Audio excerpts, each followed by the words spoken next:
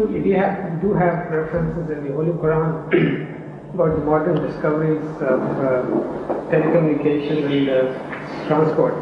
Something about the scientific mystery of black hole, which is mentioned in one of the sermons. Does Holy Quran mention about these mysteries or another mystery? I refer to the Holy Quran itself when I mentioned that in the sermon.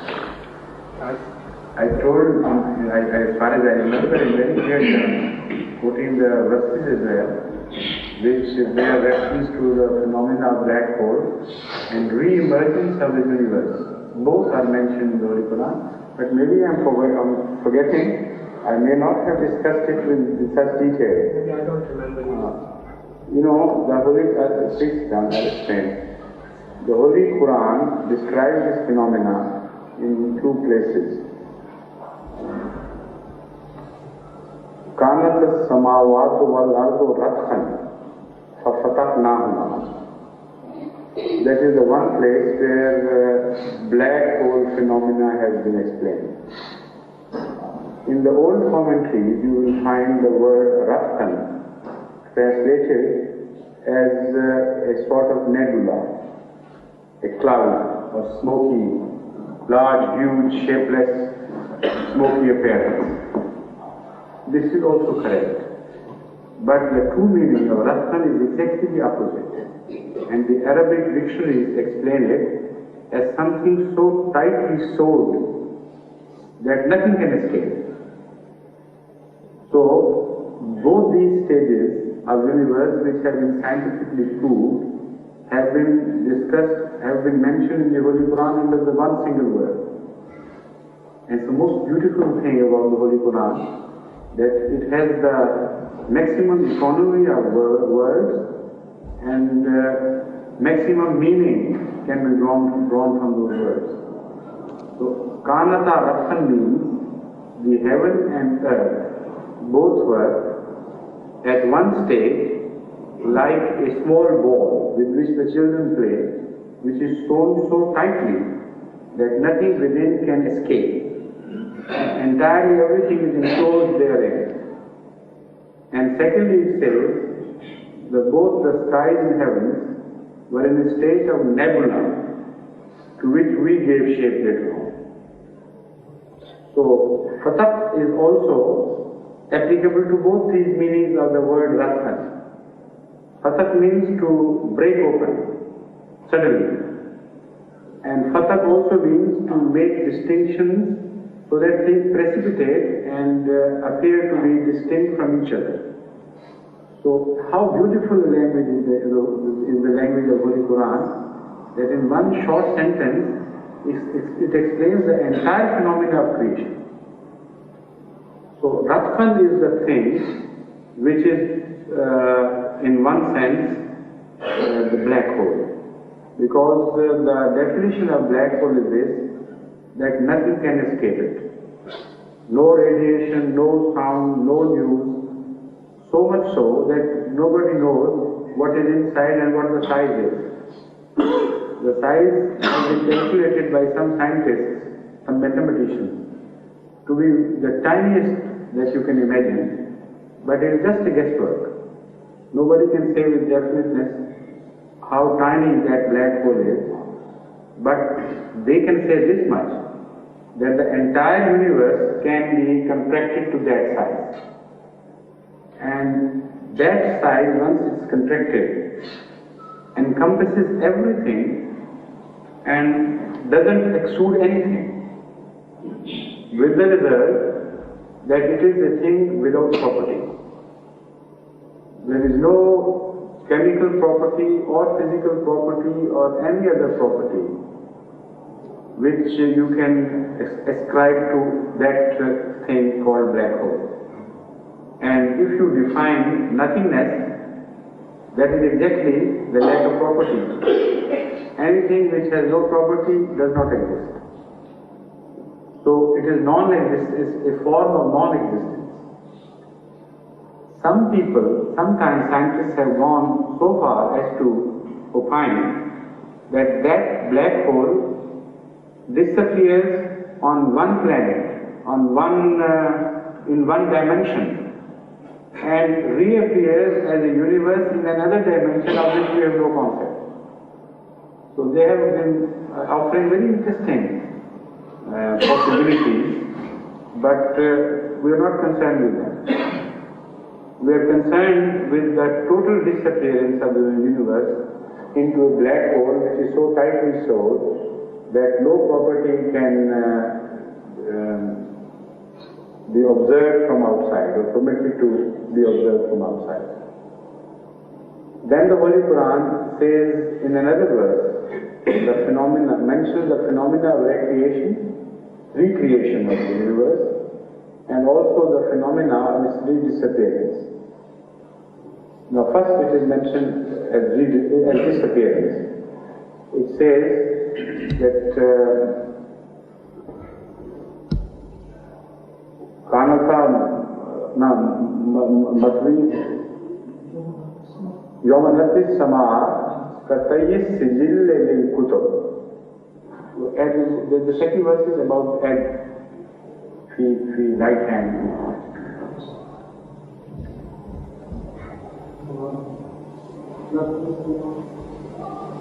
That has been mentioned, but there is another verse, with another meaning I remember, but I don't remember the verse.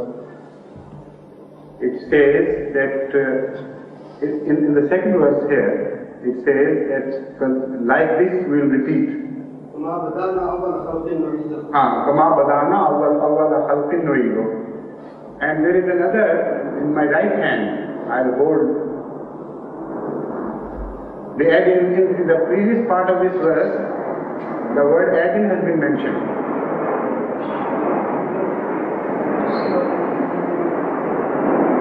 As if I'll have the universe wound round my hand, my right hand. Huh? No, that's different. In this context, you remember the verse preceding this?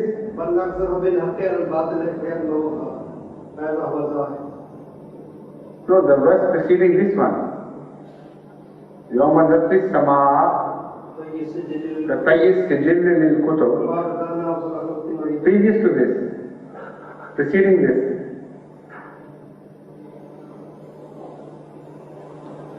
Anyway, this part, even this part will serve our purpose. When you go, kindly refer to the Qur'an and give me the whole verse. So, Allah says, Yomanati Sama Katayis Sijil Lil Kutub. That a day will come when we will wrap around the whole universe like a person who rolls his scroll. Tahir Sijil Lil Kutub. Kutub is the scroll of the old days. Scrolls, books were written on long stripes, and they were not the shape of the books we have today. They were long stripes which were rolled like a film. So the Holy Qur'an says that a time would come when we will roll the whole universe. Katayis Sijil Lil Kutub. It will be rolled and packed into a small size, but the phenomena is mentioned as rolling, like a film, like ordinary picture film. It is rolled. It is exactly the same phenomena as mentioned. That I know. That is a different verse. I've got that in mind, but I'm not referring to that at present. So this phenomena, if you study the phenomena of a black hole coming into being and look at the pictures which have been created by scientists, you will be surprised that when the binary stars collapse onto each other, or one part of the binary star begins to shift on the other, and then it turns into a dwarf, and that dwarf collapses into, ultimately, into a black hole. This whole phenomena in these various stages has been described by scientists. And in the last stage, they say that when matter from outside world is attracted by a black hole, it does not fall in any other way but like a sheet, and that sheet does not strike directly but gets rolled around, exactly as the Holy Quran has described this phenomenon. It's the most fantastic thing the Holy Quran is. A beautiful picture has been created by scientists, and it is manifested in the scientific magazines and books. For anybody to see that illustrated by a scientist. This verse is exactly the picture of what happens according to the knowledge of the advanced scientists today. Then it says, Kama Badana. The verse is Awwala Khalqin Nu'idu. Now this is again a most beautiful part of this verse.